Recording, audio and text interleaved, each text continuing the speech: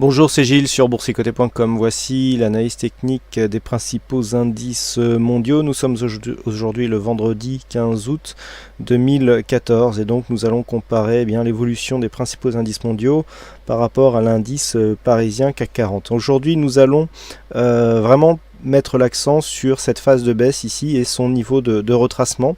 Alors niveau de retracement, notamment déjà en appliquant les retracements de Fibonacci pour voir un petit peu qu'au niveau des pourcentages, les choses ne sont pas égales, surtout au niveau des indices européens.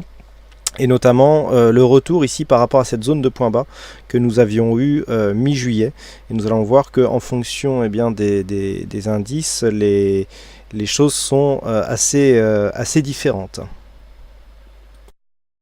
Nous commençons donc par le DAX, donc l'indice allemand qui a bien souffert ici de la crise, donc notamment liée au problème en Ukraine, puisque l'économie allemande est plus exposée en fait à des problèmes géopolitiques venant de Russie et d'Ukraine que d'autres pays d'Europe de l'Ouest. Donc on voit ici cette accentuation qui a eu lieu sur la phase d'accélération baissière, donc depuis justement cette zone de point bas de mi-juillet. Malgré tout sur un rebond, là où le CAC 40 n'avait pas encore atteint le retracement à 38,2%. Si on applique le retracement de Fibonacci sur la même zone, nous pouvons voir que suite à la séance du 14, on a bien finalement acté ici un contact avec cette zone de cotation. Donc on valide ici un retracement à 38,2%.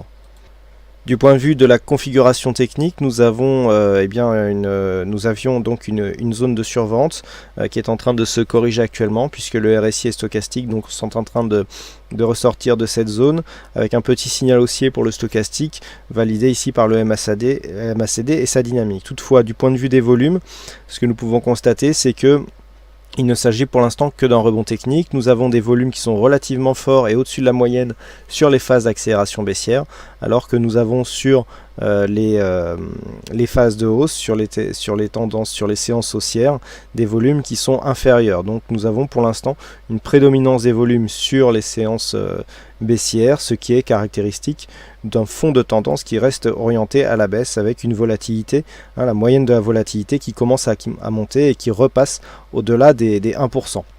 Donc par rapport à la configuration globale de l'indice, on est toujours sur un biais baissier, une consolidation ici ou un rebond technique qui ne vient valider qu'un retracement à 38,2% est à considérer comme une poursuite de la tendance, donc dans une phase de retracement.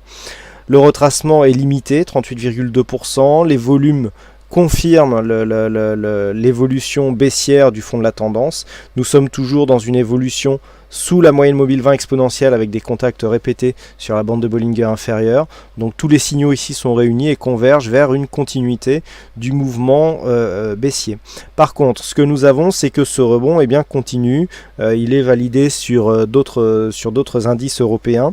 Et donc le prochain test, au-delà du retracement à 38,2%, viendra ici de la moyenne mobile 20 exponentielle. Un contact sous cette zone avec une reprise du mouvement baissier sera donc un mouvement de confirmation par rapport donc à cette continuité baissière.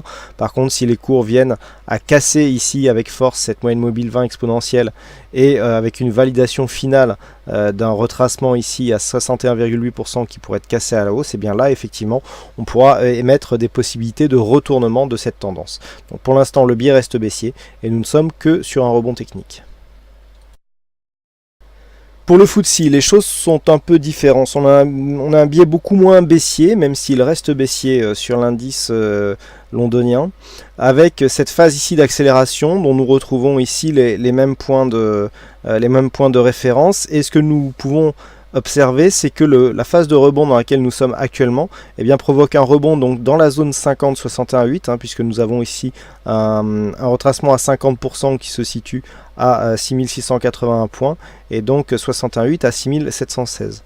Les cours viennent tester ici la moyenne mobile 20 exponentielle. Vous voyez comment le retracement ici à 38,2 a bien joué sur ces deux bougies donc par rapport à l'évolution du FTSE. Malgré tout, nous sommes toujours dans une orientation baissière avec donc une évolution qui se fait sous la moyenne mobile 20 exponentielle pour le moment avec des contacts donc sur la bolle inférieure. Du point de vue de la configuration technique, nous avons quelque chose qui se neutralise du point de vue des indicateurs. On est légèrement passé en survente sur le stochastique et le MACD souligne là aussi la dynamique haussière court terme qui est en cours. Nous avons une baisse de la volatilité, ce qui est un peu différent par rapport au FTSE et notamment par rapport aux autres indices. Donc alors le FTSE, comme je le disais la semaine dernière, qui est un indice dont le pays n'est pas dans la zone euro, puisque c'est la livre sterling qui a cours en Angleterre, est moins exposé à la crise actuelle, moins exposé aussi aux risques géopolitiques russes, ce qui explique ici la baisse qui a été beaucoup moins soutenue que sur d'autres indices. Malgré tout, la corrélation mondiale fait que nous avons vu quand même une phase de baisse sur cet indice. Malgré tout, nous avons des signes d'affaiblissement, ce qui veut dire que par rapport au reste des indices dont la tendance reste baissière, si une baisse devait se poursuivre, elle serait beaucoup moins forte sur le FTSE. Donc par rapport à cet indice, et par exemple en pensant à compenser le risque monnaie sur la paire de devises euro-GBP, eh bien si la crise ukrainienne venait à durer, il serait peut-être intéressant d'étudier un long short, soit entre le FTSE et le DAX, puisque le DAX est beaucoup plus baissier que le CAC en cas de crise ukrainienne. Donc un long FTSE short DAX serait assez intéressant, donc attention à bien équilibrer les positions en fonction des monnaies et des différences de l'indice, mais ce genre de pour rester donc dans la zone européenne au sens large serait à étudier pour tirer parti de cette instabilité géopolitique. Donc actuellement sur le FTSE, nous avons tout de même cette zone ici de support qui tente à être validée comme une zone de résistance. Alors à voir si nous sommes quand même proches de zones de rupture et de zones d'invalidation de continuité baissière.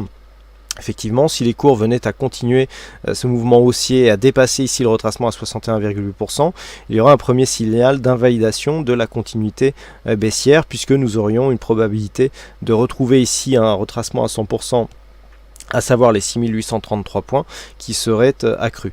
Donc pour l'instant on est sur une phase ici de test, un petit peu comme sur les autres indices, mais sur des niveaux de retracement beaucoup plus faibles, mais il y a aussi une possibilité de repartir vers un mouvement baissier, donc mouvement baissier qui serait validé si cette zone ici, si ces trois données s'imposent comme zone de résistance. Si le mouvement baissier reprend, eh bien on validera une continuité sur une cassure de ce point bas significatif, ce qui est valable aussi sur les autres indices.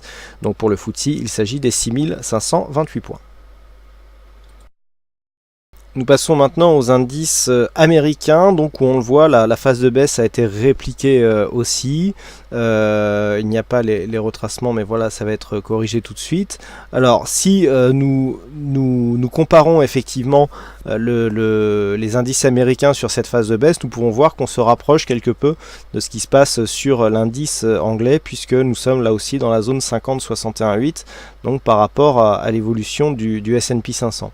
Du point de vue de la configuration technique, nous avons des indicateurs qui étaient beaucoup moins survendus sur la phase de baisse. Il n'y a que le stochastique ici qui lance un signal haussier un peu plus dynamique que ce que nous avons sur les indices européens, là aussi bien validé par le MACD, et là aussi nous avons une baisse des volumes donc sur les séances haussières par rapport aux volumes qui sont constatés sur les séances baissières, donc par rapport au S&P 500, et cela irait dans le sens d'une cassure de cette zone de support ici que je vous indiquais la semaine dernière comme étant une zone de support long terme. Donc sur le S&P 500, nous avons tout de même un signal d'affaiblissement du fond de la tendance, le fond de la tendance donc qui était haussier avec ce support donc long terme. La cassure de ce support, même s'il n'y a pas encore de marque de retournement, nous envoie un signal. Nous avons donc une rupture de la dynamique qui se fait sur ce mouvement. On vient chercher ici un point bas et donc de consolidation, et les cours remontent sur un rebond technique. Zone 50-61,8, proximité ici de la moyenne mobile 20 exponentielle qui est là, cassée à la hausse. Ce support ici qui est en train d'être validé comme comme une éventuelle zone de résistance.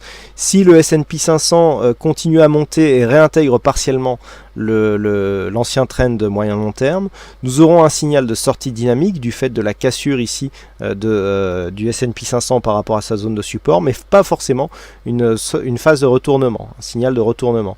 Si les cours par exemple commencent à osciller entre 1904 et 1991 points, eh bien on validera donc une poursuite du mouvement sur un biais horizontal.